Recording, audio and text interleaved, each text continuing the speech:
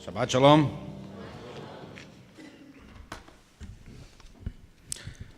Now is the winter of our discontent. That was Shakespeare's opening line in Richard III.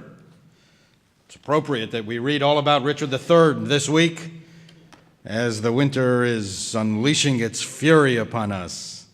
You follow the news, right?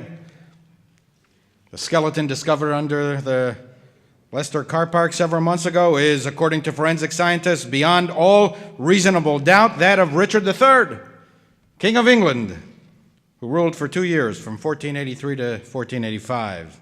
He died at the Battle of Bosworth Field at the hands of the Tudors, who, with Richard's death, ended the royal Plantagenet line.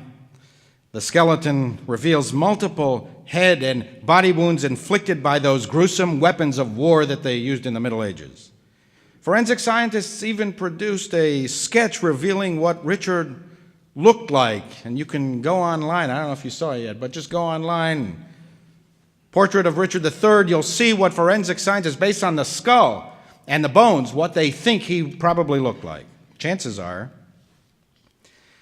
that Richard would not have become so famous, some would say infamous, had it not been for Shakespeare, who portrayed Richard as that bottled spider, that poisonous bunchback toad, a man of vile character whose physical deformity, his curved spine, reflected his moral deformity.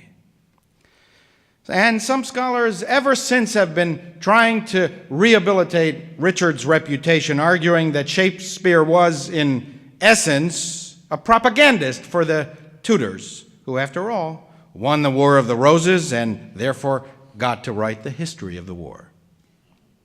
Either way, whether Richard was a good king or a bad king, it's not as if, by the way, the Tudors themselves were distinguished for their good behavior.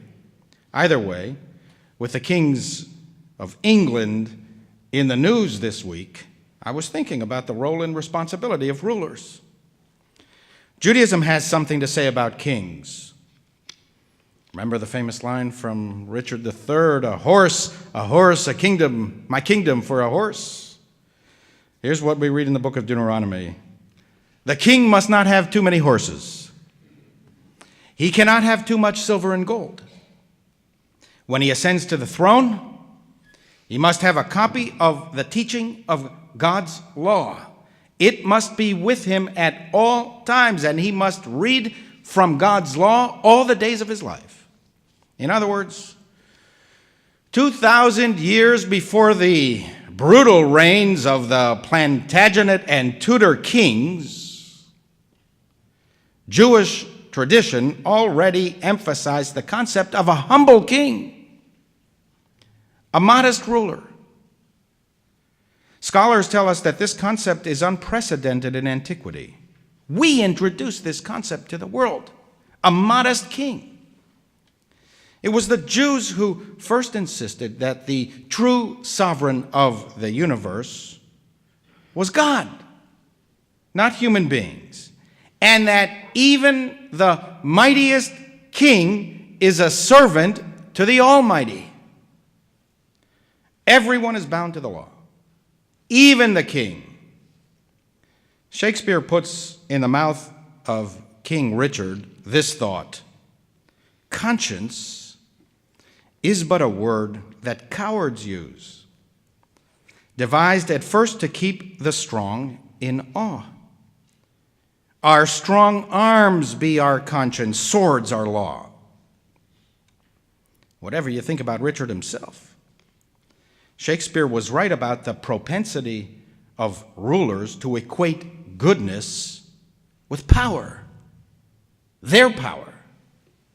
For kings and rulers throughout history, from Pharaoh, king of Egypt, to Richard and Henry, the kings of England, and to our own very day, for many of history's most powerful rulers, conscience is but a word devised by the weak to keep the strong at bay.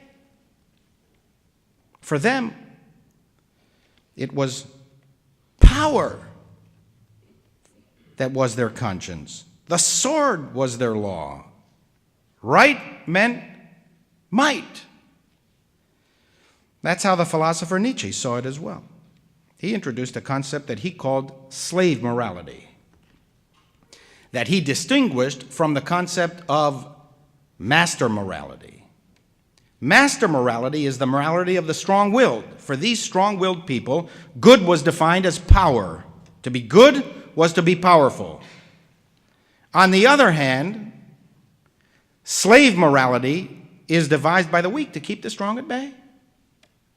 It relies on such values as conscience, pity, mercy, compassion, collective reliance, and servitude to a higher cause.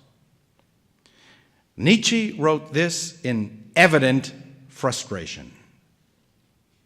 It is the Jews who started the slave revolt in morals, a revolt with 2 millennia of history behind it, which we have lost sight of today, simply because it has triumphed so completely. Thank God for the Jews. And if we introduce slave morality, all the better. It was a revolution in human thought.